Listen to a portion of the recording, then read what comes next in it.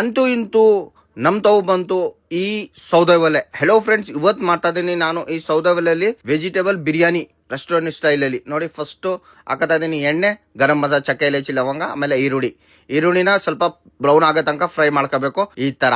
ಈಗ ಆಡ್ ಮಾಡ್ತಾ ಇದೀನಿ tomato, beans, carrot, green piece, ಆಮೇಲೆ ಪುದೀನ ಸೊಪ್ಪು ಮತ್ತೆ ಕಸ್ತೂರಿ ಮೇಥಿ ಇಷ್ಟೆಲ್ಲ ಹಾಕ್ಬಿಟ್ಟು ಮಿಕ್ಸ್ ಮಾಡ್ಬಿಡೋದು. ಈ ತರ ನೀಟಾಗಿ ಫ್ರೈ ಮಾಡ್ಬೇಕು. ಈಗ ಶುಂಠಿ ಬೆಳ್ಳುಳ್ಳಿ ಪೇಸ್ಟು ಹಸಿ ವಾಸನೆ ಹೋಗೋ ತನಕ ಈ ಥರ ಫ್ರೈ ಮಾಡ್ಕೋಬೇಕು.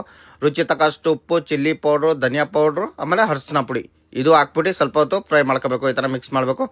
ಈಗ ನಾನು ಇದಕ್ಕೆ ಆ್ಯಡ್ ಮಾಡ್ತಾ ಇದ್ದೀನಿ ಸ್ವಲ್ಪ ಮೊಸರು ಈ ಥರ ಮೊಸರು ಹಾಕ್ಬಿಟ್ಟು ಇದು ಜೊತೆಲಿ ಸ್ವಲ್ಪ ಫ್ರೈ ಮಾಡ್ಕೋಬೇಕು. ಈಗ ರೈಸ್ ಇಷ್ಟು ಹಾಕಿದ್ದೀವಿ, ಅದ್ರ ಡಬಲು ನೀರು ಹಾಕಿದ್ದೀವಿ. 1 ಸ್ಪೂನ್ ಅಷ್ಟು ಬಿರಿಯಾನಿ ಮಸಾಲೆ. ಒಂದು ಕುದಿ ಬಂದಮೇಲೆ ರೈಸ್ನ ಆ್ಯಡ್ ಮಾಡ್ಬಿಡೋದು. ಈ ಥರ ನೋಡಿ, ರೈಸ್ ಆ್ಯಡ್ ಮಾಡಿಬಿಟ್ಟು ಇದು ಸ್ವಲ್ಪ ಹೊತ್ತು ಬೇಯಿಸ್ಬೇಕು.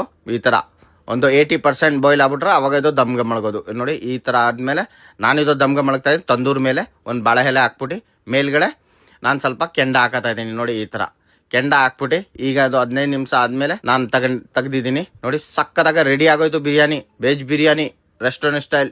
ಒಂದ್ಸರಿ ಮನೇಲಿ ಟ್ರೈ ಮಾಡಿ. ಇಡೀ ಪ್ರಪಂಚದಲ್ಲಿ ಗ್ಯಾಸ್ದು ಸಮಸ್ಯೆ ಬಂದಿರೋದ್ರಿಂದ ನಾವು ಇವತ್ತು ಸೌದೆ ಒಲೆಯಲ್ಲಿ ಮಾಡಿದ್ವಿ. ಸಖತ್ ಟೇಸ್ಟ್ ಮಾತ್ರ ತುಂಬಾ ಸಖತ್ತಾಗಿರ್ತದೆ. ನಿಮ್ಮ ಫ್ಯಾಮಿಲಿ ಫ್ರೆಂಡ್ ಜೊತೆ ಈ ವಿಡಿಯೋ